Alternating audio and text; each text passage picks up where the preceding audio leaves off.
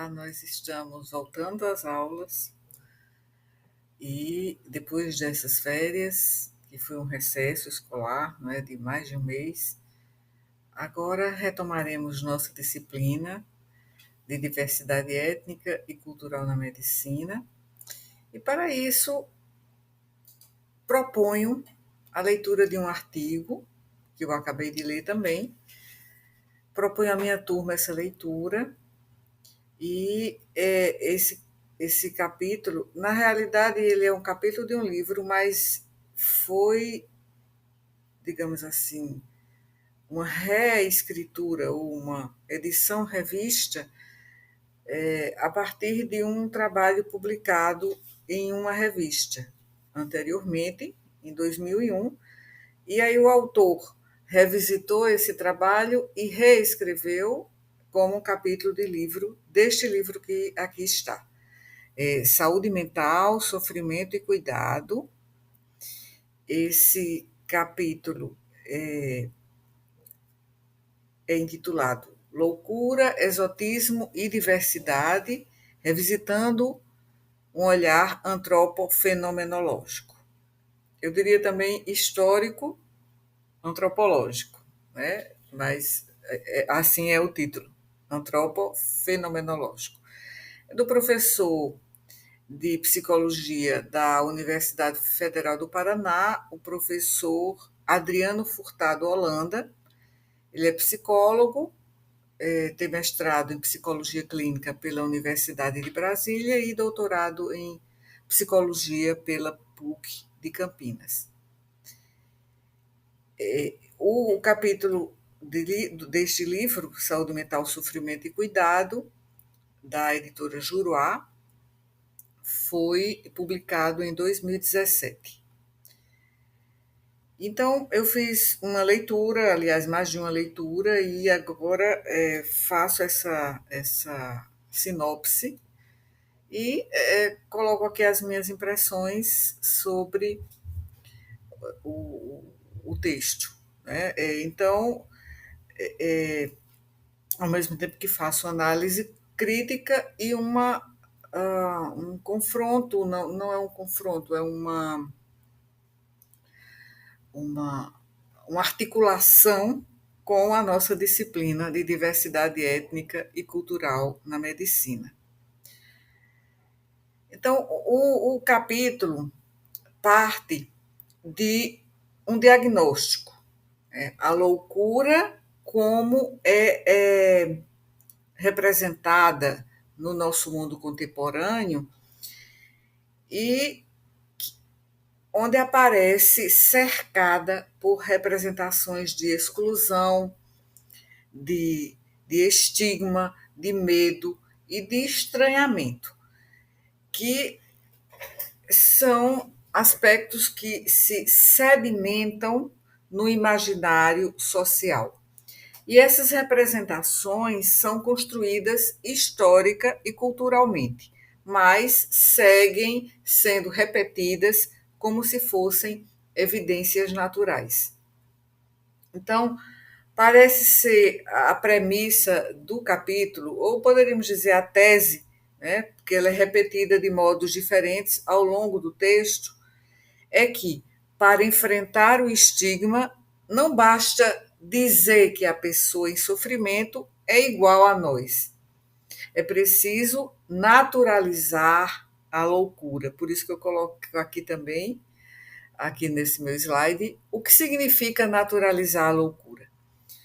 Naturalizar a loucura, à primeira vista, significa recolocá-la como uma experiência humana, um modo possível de existir no mundo e não como uma coisa, né, do outro, algo que é alienígena, que é monstruoso ou essencialmente perigosa. Bem, na minha impressão, porque o autor insiste em loucura e não, por exemplo, doença mental, como ele coloca mesmo no texto, ou sofrimento psíquico, por que loucura? Bem, um eixo interpretativo importante nessa leitura é a crítica semântica. Então, o autor evita termos como psicopatologia, e ele diz isso literalmente, doença mental, sofrimento psíquico, para enfatizar que esses termos podem objetificar e apagar o sujeito da experiência.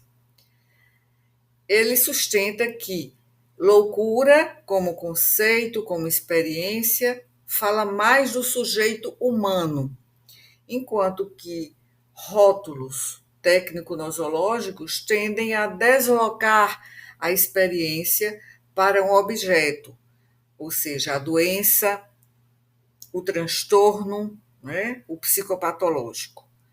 Então, para ancorar essa escolha, o autor, nesse texto, ele mobiliza a personificação da loucura em Erasmo de Roterdã como forma de recolocar a loucura no centro da vida. A loucura fala, a loucura tem rostos, expressa uma condição humana. E esse movimento serviria para desfazer o esquecimento. Ele coloca esquecimento, mas eu penso na questão de visibilização ou invisibilização. Ele coloca esquecimento social de que a loucura é uma experiência humana e não apenas um defeito, um problema, uma doença. Então, eu estou fazendo essa leitura, né, desse texto que propõe que a clínica e a formação clínica ganham quando, antes de reduzir a experiência à categoria diagnóstica, reconhece ou se reconhece que há um sujeito, há uma pessoa, há um ser no mundo, ou um ser em situação, como o autor coloca, há um mundo, há relações, há uma história, há uma linguagem. Então, eu sou a professora Rilva Munhoz, do Centro de Ciências Médicas da Universidade Federal da Paraíba, e aqui trago esta minha, não é uma resenha, não, na verdade é uma sinopse, ao mesmo tempo carregada com os meus aprendizados e a minha as minhas impressões do estudo, e também porque vou propor essa leitura aos meus alunos da nossa disciplina de diversidade étnica e cultural na medicina, no dia da discussão, que será amanhã, da discussão sobre diversidade e saúde mental. Então, naturalizar aqui o que significa, como eu coloco aqui, o que significa naturalizar a loucura. O que isso quer dizer no texto? Então, a minha impressão é de que, a partir do que ele define naturalizar como um trabalho de reposicionamento cultural, ou seja, tornar a loucura comum, cotidiana, reconhecível e, assim, reduzir a lógica social, que só vê a loucura quando ela se torna uma diferença ameaçadora. Ou seja, o outro que não sou eu, não somos nós, é o outro, são os outros. Né? Então, é quando, por exemplo, aparece uma manchete nos jornais, nas mídias sociais, de um acontecimento que envolve uma pessoa que está nesse momento, né, nessa situação de ser no mundo, como o autor expressa, e aquilo deixa de ser invisibilizado e passa a ser exótico, passa a ser estranho. Então, o autor mesmo cita algumas também, considerando o aspecto, né, mais de contrário ao que eu acabei de dizer, né, em vez de aparecer como uma manchete sensacionalista em torno de uma pessoa em sofrimento psíquico, aparece como uma campanha anti-estigma E aí ele cita campanhas da Itália, do Reino Unido e também dados da Organização Mundial da Saúde para dizer que transtornos mentais são comuns, são universais e há uma base para afirmar sua naturalidade, ao mesmo tempo em que o autor afirma que campanhas são necessárias, mas não, nem sempre são suficientes para mudar mentalidades ou conscientizar as pessoas ou mudar estruturas sociais. E há um ponto sutil aí. O autor critica a ingenuidade de slogans do tipo não é diferente de você, porque ele argumenta que socialmente parece diferente, ou seja, destoa, incomoda, assusta, causa estranheza, e essa percepção não se desfaz por decreto. Assim, naturalizar não é negar a diferença percebida, é trabalhar o reconhecimento da similaridade humana por trás da diferença. E eu acho que isso é o autor, né, o professor Adriano Furtado Holanda, ele coloca isso de forma muito clara. Bem, então, eu acho que eu queria introduzir com essa pergunta aqui, né, que está permeada, que permeia todo o texto. Naturalizar a loucura. Então, o que significa naturalizar a loucura? E esse enquadramento que o autor coloca, que ele colocou um subtítulo, né, do capítulo, uma visão antropofenomenológica, fica bem evidente porque o texto toma posição metodológica. Prefere falar em atenção à saúde em vez de saúde mental, para não reificar, né, o mental, psíquico, e para preservar a pluralidade de olhares. E assim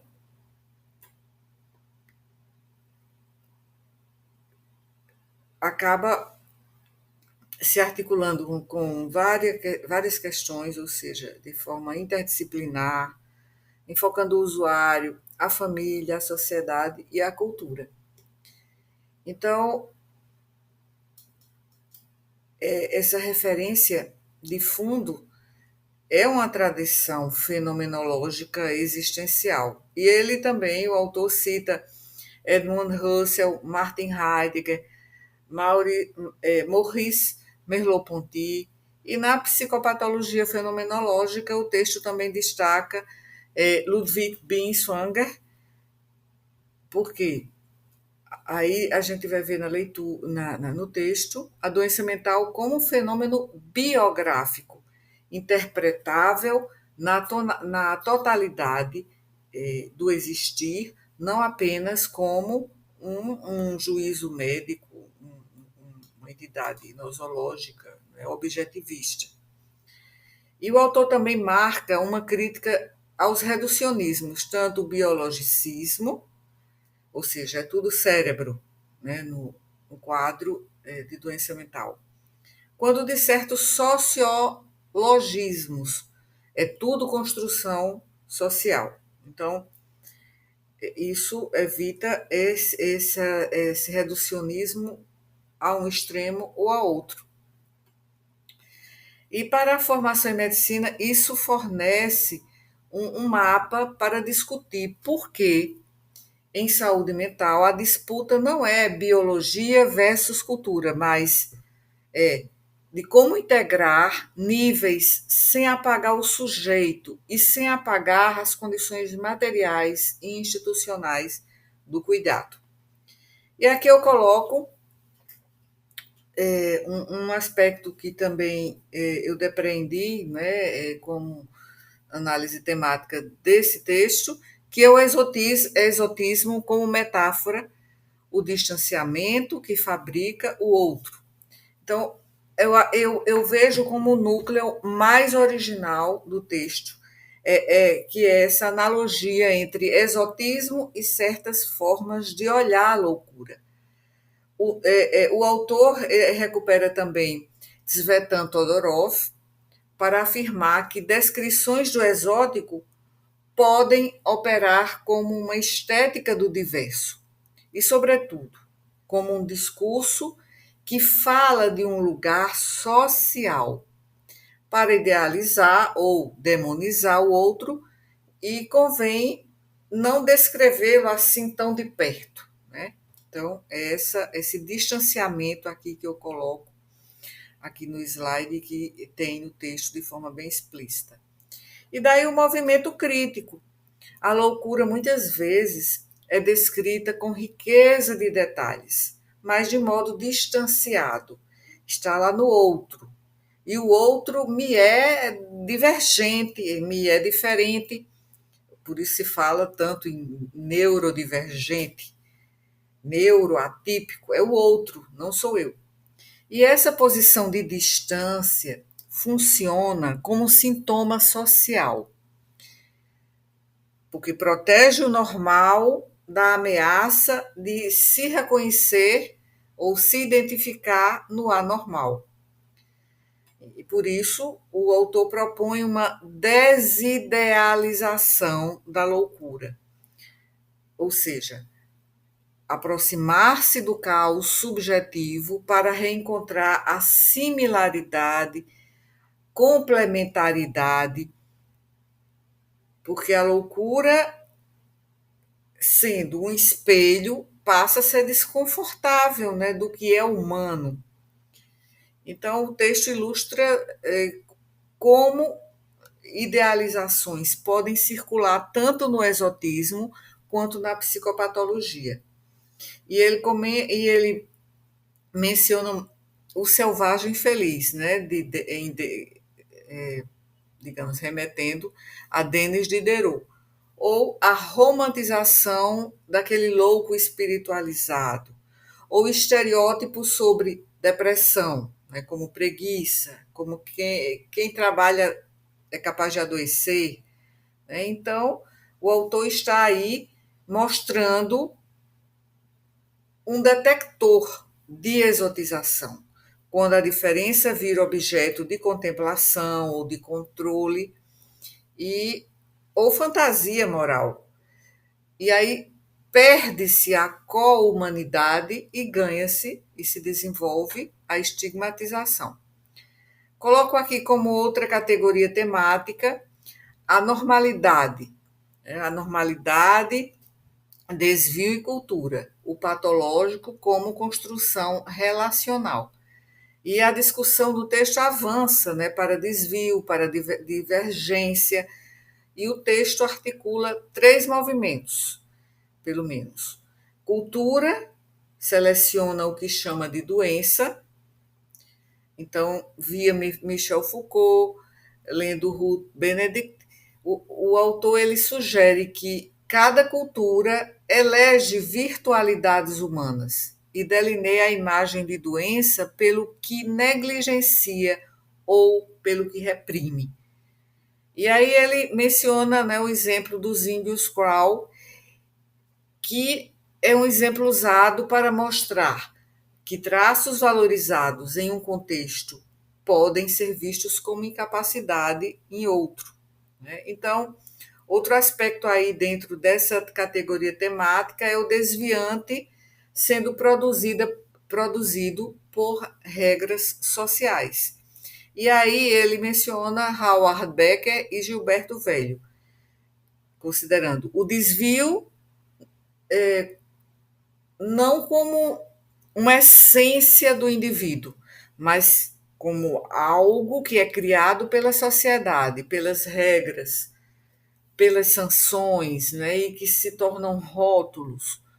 Então, o infrator vira um tipo especial, como se um outsider.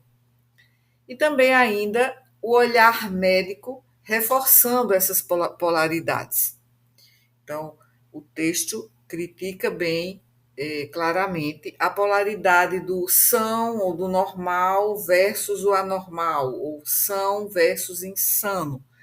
E a cascata de discriminações, por exemplo, incurável versus recuperável, sugerindo que certas estruturas e classificações, estruturas nosológicas, né, que existem muito em psiquiatria e terapêutica, podem prolongar o lugar social do estigma, mesmo quando se apresentam como técnica, né, como um tecnicismo. E outra a categoria temática que eu coloquei foi aqui implicações diretas para a diversidade e saúde mental na medicina, ou seja, o tema que abordaremos amanhã. O texto ajuda a operar pelo menos três deslocamentos didáticos que são valiosos para o nosso aprendizado. Do diagnóstico como rótulo para experiência como existência. Então, a loucura é um modo de ser em uma situação, com o mundo, como biografia, como relações.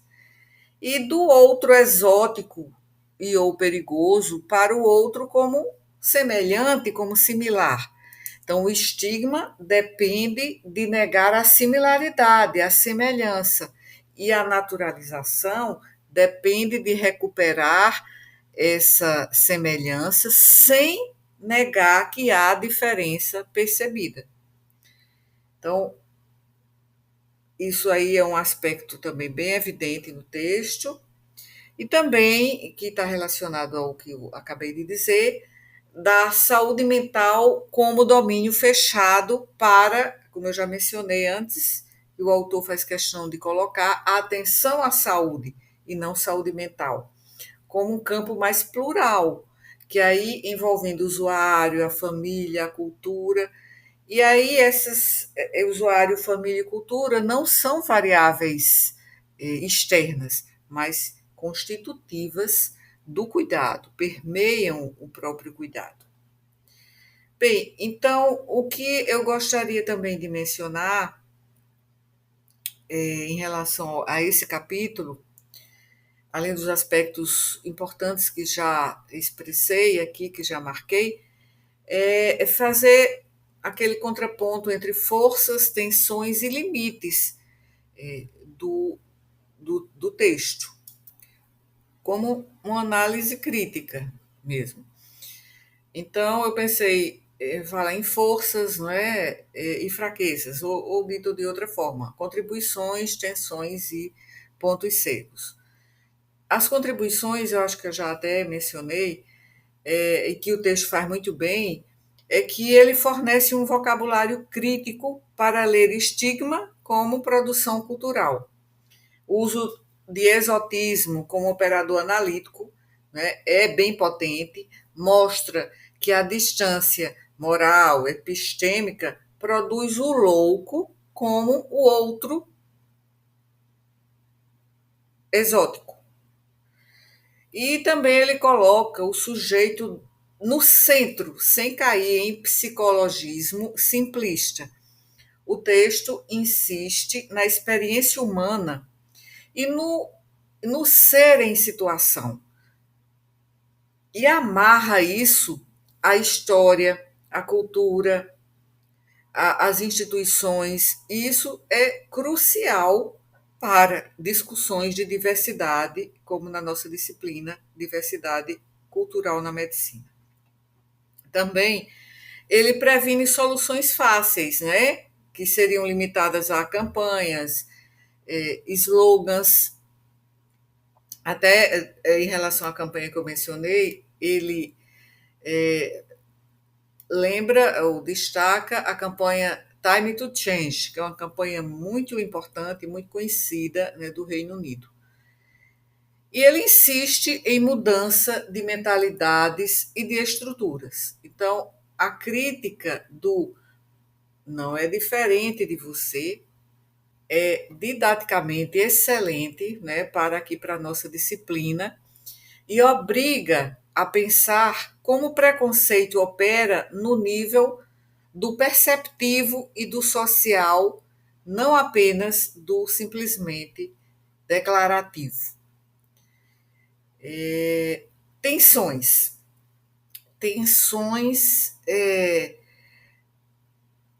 Eu achei que a palavra naturalizar pode parecer ambígua, ou seja, pelo risco de diluir a dimensão do sofrimento e da desigualdade.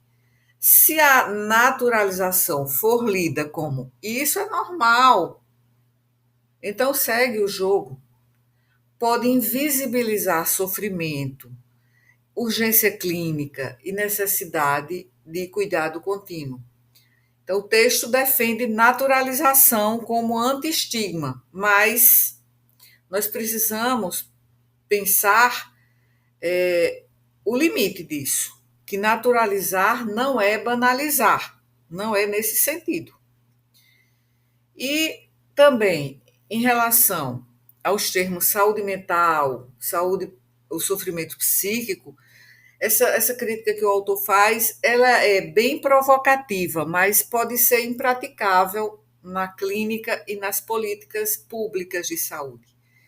Por exemplo, no nosso Sistema Único de Saúde, na rede de atenção psicossocial, categorias são também ferramentas de acesso a cuidado. Então, a crítica semântica é sim útil, é pertinente para não reificar, mas precisa ser articulada a uma pergunta que é pragmática. Como usar categorias sem desumanizar? Então, o próprio texto sugere esse caminho ao preferir atenção à saúde e que leva a uma pluralidade de olhares. Por outro lado, eu acho que há um déficit de discussão sobre colonialidade e racismo institucional, que é muito relevante para a nossa discussão aqui na nossa disciplina de diversidade étnica e cultural na medicina. E também a questão das interseccionalidades.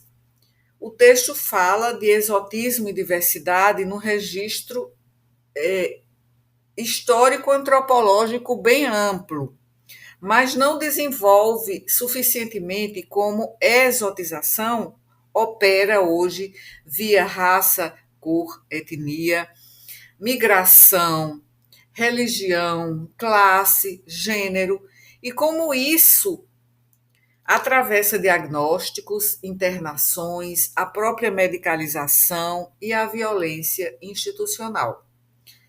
Então, em uma disciplina como a nossa, esse é um ponto para complementar criticamente, sem negar, claro, a importância e a utilidade, a contribuição, né, desse texto. Bem, a integração também biopsicossocial no texto critica reducionismos, mas não oferece um modelo operacional de integração clínica. Então, o texto é excelente como um ensaio crítico-filosófico. Já para a nossa prática médica, precisa ser, digamos assim, traduzido ou complementado em ferramentas. Entrevista cultural, avaliação de risco sem estigmatizar, estratégias de comunicação, trabalho com a família, psicoeducação, trabalho com a família, né, e nas redes, nas RAPs. E, assim, a loucura, é bem claro, isso no texto, ela é tratada como experiência humana e não como uma coisa do outro, isso é bem importante, que o estigma se sustenta por um mecanismo de distanciamento e de exotização do outro, isso descreve-se muito na realidade e se reconhece muito pouco. E o desvio, né, a questão do desviante, do patológico, essa questão do desvio é, em parte, e do patológico, né, são, em parte, produções sociais, são associadas a regras, a rótulos, a estereotipagem, a sanções, o que obriga a clínica a examinar o seu próprio papel. Então, a tarefa ética da medicina é cuidar sem exotizar, usando técnicas e diagnósticos sem apagar o sujeito, sem apagar a cultura, sem apagar o mundo. Então, acho que esse texto ajuda a deslocar o olhar inicial dos nossos estudantes de uma leitura biomédica automática para uma leitura relacional, cultural e ética do sofrimento psíquico, né? E assim, uma questão que eu vou colocar amanhã é por que o autor insiste em usar o termo loucura em vez de doença mental, né? Então, será porque doença mental tende a objetificar a experiência e a deslocar essa experiência para o objeto clínico? Então, loucura no texto funciona como experiência humana histórica e culturalmente situada. Como no último vídeo que eu gravei aqui no nosso canal, eu coloquei que a prática médica não existe no vácuo. Então, isso fica bem patente nesse texto. E a escolha do termo, né, do termo, digamos, loucura, é uma crítica semântica, política, histórica e não um retorno acrítico ao senso comum. E a gente também pensa nesse sentido. O que acontece com o sujeito quando o sofrimento vira apenas um diagnóstico? Esse é um aspecto importante e que o texto trata também. Então, é preciso evitar que a gente entenda essa crítica como negação da psiquiatria ou do próprio diagnóstico. O ponto é como nós usamos as categorias, não se elas existem ou não. Outra questão importante é a naturalização versus banalização, como eu já mencionei. O que significa naturalizar a loucura? E que riscos essa ideia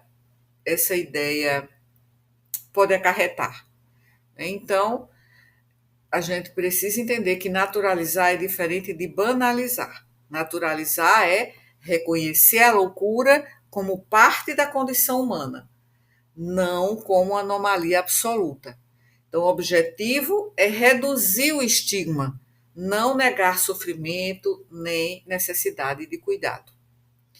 Então, se mal compreendida, essa naturalização ela pode invisibilizar o sofrimento, levar à negligência ou legitimar negligências, reforçar desigualdades, não é? Isso é normal nesse grupo, né? No outro. E a gente pensa e coloca uma pergunta. Na prática médica, quem corre mais risco de ter seu sofrimento naturalizado demais, né? Então, a gente pensa nas populações racializadas, nos pobres, nos mais pobres, nas mulheres, nas pessoas em situação de rua, entre as pessoas de populações originárias, entre os migrantes. Então, isso é importante. E outro aspecto também importante para finalizar é a exotização e a produção do outro, né? A questão da alterização. Então, compreender o exotismo como um mecanismo ativo de estigmatização em saúde mental é importante. E assim a gente pensa, o que o autor quer dizer quando aproxima loucura e exotismo, né? Será porque nós, médicos, muitas vezes descrevemos o sofrimento psíquico com detalhes técnicos, mas não reconhecemos a similaridade que temos com essa outra pessoa e a questão humana por trás, né, da doença, então a loucura passa a ser coisa do outro, nunca algo que é possível em nós. Então, quando a gente diz, por exemplo, esse paciente é muito diferente, não dá para entender. Né? Então, o que é que a gente está fazendo? Então, é preciso ter cuidado com nossa linguagem médica, com o que a gente escreve nos prontuários, nas visitas, nos rounds, né? Naquelas visitas clínicas que fazemos nas enfermarias, à beira de leito, e sobre também as decisões de internação. Então, como síntese, eu colocaria que o estigma começa quando a diferença deixa de ser reconhecida como humana, né? Então, vamos problematizar a ideia de normalidade como construção social e institucional. Quem define o que é normal ou patológico em saúde mental? Né? Porque a normalidade não é neutra, ela é definida por valores culturais dominantes, por instituições, a própria medicina, o direito, a escola, a psicologia, por relações de poder. Então, o diagnóstico pode funcionar como um dispositivo de cuidado e de controle social. Mas quando ela é mais cuidado e quando ela é mais controle social? É quando o sofrimento passa a ser tratado como um desvio. Então, geralmente, o desvio incomoda a ordem social, ameaça normas de produtividade, de comportamento, de moralidade e muitas vezes não encontra linguagem legítima para ser expresso. Então, tem uma conexão direta com a diversidade. Então, sofrimentos culturalmente expressos, muitas vezes religiosos, corporais, narrativos, são mais facilmente rotulados como desvio. Isso afeta desigualmente certos grupos sociais. E aí vem a noção de interseccionalidade que mencionei. E as implicações que tem, né, o conteúdo desse texto, o que a gente pode aprender com esse texto, em termos de implicações éticas para a formação dos nossos estudantes de medicina. Como a prática médica pode reproduzir exotização e estigma, mesmo sem intenção, né? Muitas vezes pela escuta apressada, pela linguagem técnica excludente, pela desconsideração do contexto cultural, pela medicalização automática do sofrimento social. E aí o que muda na prática clínica quando reconhecemos o paciente como semelhante a nós mesmos? Aumenta a empatia clínica, reduz-se a violência simbólica, o cuidado se torna relacional, não apenas intervencional ou interventivo, e nós médicos assumimos responsabilidade ética pelo encontro. Então, para finalizar, a loucura não é apenas um objeto clínico, mas uma experiência humana situada. O exotismo é um mecanismo silencioso de exclusão. E a normalidade e o desvio são construções culturais atravessadas por poder. A formação médica precisa aprender a cuidar sem exotizar. E como uma pergunta retórica final, e talvez não seja tão retórica assim, que tipo de médico, que tipo de médica se forma quando o sofrimento do outro nunca é reconhecido como possível em si? Então, eu espero que com a leitura desse artigo, nossos alunos reconheçam o estigma como um processo social, não apenas um preconceito individual, que reflitam criticamente sobre o papel da medicina na produção do que chamamos de anormal, do desviante, e que desenvolvam maior sensibilidade ética e cultural no cuidado em saúde mental. Então, aí está, né?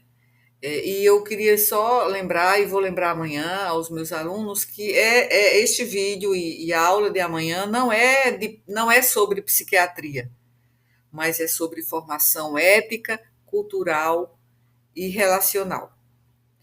Então, sugiro a leitura a vocês todos, que não, muitas vezes não são meus alunos, mas são navegantes que passam aqui pelo nosso canal do nosso GESME, que é esse texto intitulado Loucura, Exotismo e Diversidade, revisitando o olhar antropofenomenológico, do professor Adriano Furtado Holanda. Pelo que eu folhei, né, folhei no PDF, né, não fui no livro físico, folhei, eu passei aqui na tela o livro, né, é esse livro que coloquei aqui. Vou até voltar aqui os slides. Aqui.